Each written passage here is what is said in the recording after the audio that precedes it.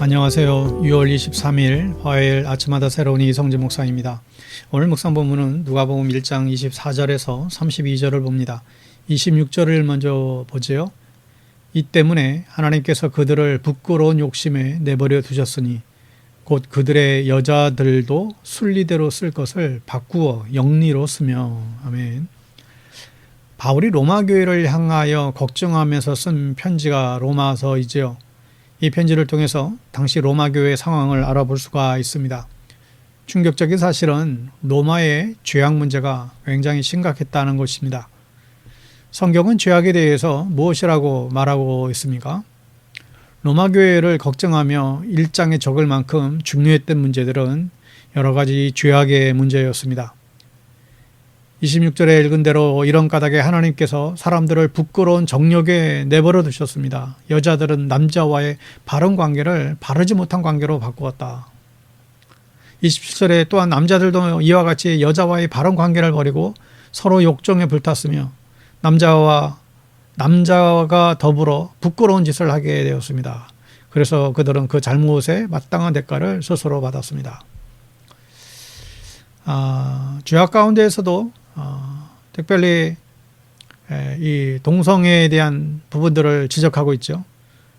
이런 것에 대해 다양한 견해가 있습니다. 그러나 오늘 우리는 크리스찬으로서 성경의 가르침을 따라야 됩니다.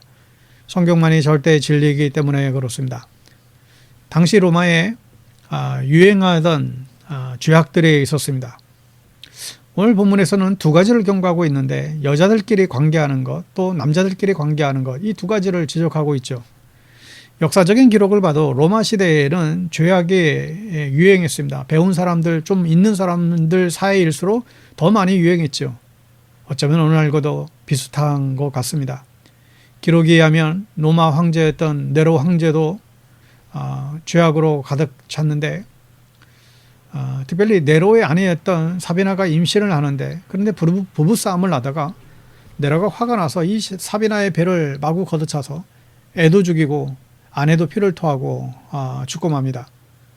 잠시 미쳤던 이 네로는 다시 정신이 돌아와서 자기가 한 짓을 후회하고 그의 아내의 성대한 장례식을 이제 치러줍니다. 그 이후로 자신은 왠지 여자와는 맞지 않다라는 생각에 빠지게 됩니다. 그러던 중 스포르스라고 하는 남자 노예를 봤는데 너무나 놀라죠. 죽은 사비나와 너무 많이 닮았다는 거예요. 그래서 네로는 이 남자와 사귀기를 시작하고 결국 네로 황제는 이 남자를 여자로 만들어 결혼해서 살아요. 그러니까 왕이 이랬으니 백성들은 어떻게 했습니까? 왕이 동성애를 하니 백성들은 어떻게 했어요? 이건 당시에 죄로 취급도 안 했어요. 왕도 그랬으니까요.